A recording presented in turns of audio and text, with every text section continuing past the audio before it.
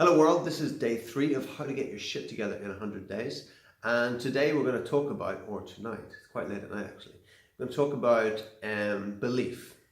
3 types of belief: inner belief, outer belief, and limiting beliefs, right? So let's start with limiting beliefs. Now, I have a story which is, this may be a bit esoteric, so please, open your mind, be willing to believe something that you might not already believe, okay? Because all beliefs are subject to change. There was a one time in your life when everything you believe right now you didn't believe, right?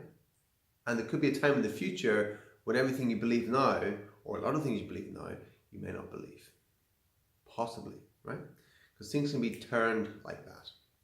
So anyway, I had an experience when I first opened my first proper martial arts dojo. The very first night, 14 students walked through the door.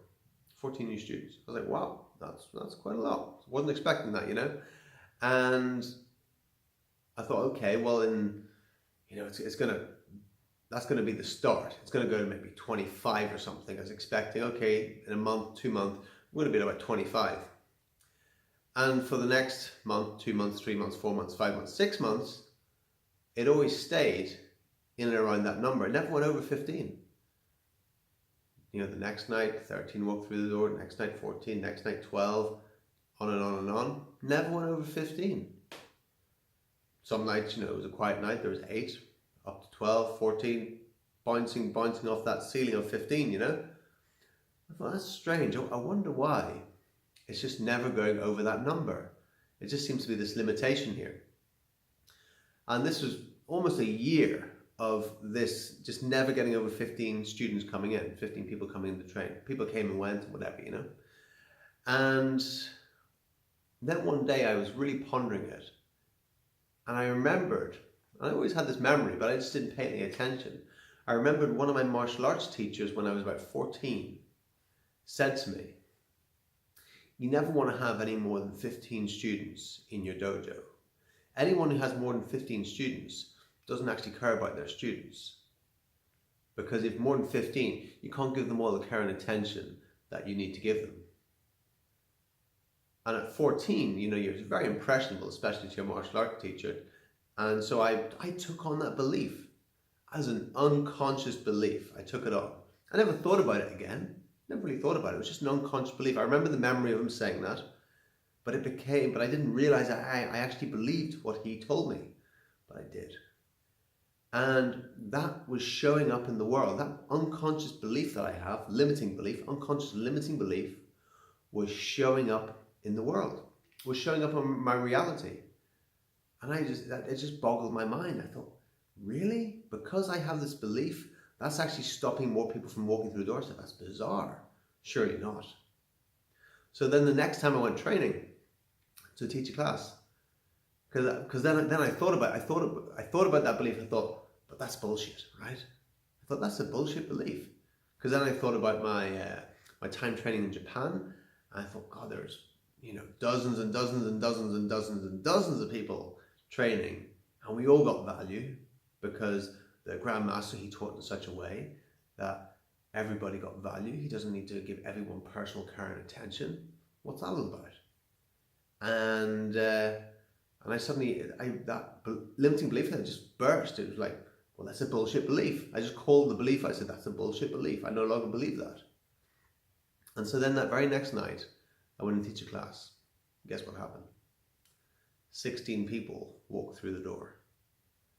And I was just dumbfounded. And I said, okay, I get it. I think I get it. I get that there's something, what I get is there's a lot of stuff happening that I don't get. That's what I got. I got that there's a lot more to what's going on in the world in reality than what we realize, So that's limiting beliefs, and we all have limiting beliefs, and so it's good to actually look at your results in life in different areas. It could be in relationships, could be in your health, it could be in your finance, could be in your career, it could be in something you're doing.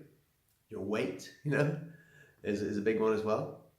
And look at, where's the limitation there? What's your belief around that? and really look at it and shine a light on it and call it out. Call it out as a bullshit belief and change that belief. Send that one away and take on a better set of beliefs, right? Because there's always a higher set of beliefs that we can take on. So just realizing that and being open to it actually allows us to expand. That's limiting beliefs. So now, outer beliefs. Outer beliefs are where we have references, right?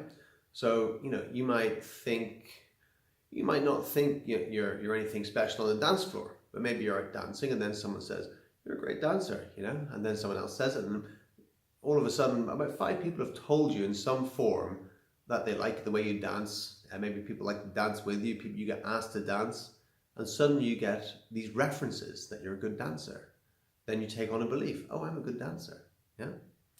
And so that can be in anything, people tell you things, you get shown things, you do something and it works, and then you think, okay, well, I have a belief about that, I can do it, I'm good at that, right? It's something that outside that's practical as well. So the more references you get, the stronger your belief becomes. The more outside references, the more people tell you things, the more you see things, the more you see results, statistics, whatever it is, the more that belief gets reinforced. That's outer beliefs. So there's another type of belief, and that's an inner belief. An inner belief is something that is not, you don't need any outside reference for it. An inner belief is something that is fueled by desire. So if you have an internal burning desire to do something, even if you've never done it before, and even if the odds are stacked against you, if you have such a strong desire, that actually fuels an inner belief, and that gives you a belief. And that's in the world when great things happen. That's pioneers. That's where things happen, and we do things that can be amazing, right?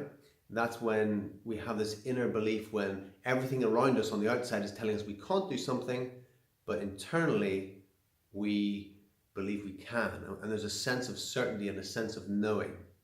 And I'll talk about some inner beliefs maybe in the next video, but for now I just want to leave you with those 3 beliefs: limiting beliefs, and how to just bust them, external beliefs, getting references which strengthen your belief, and then an inner belief, and that's having an internal desire.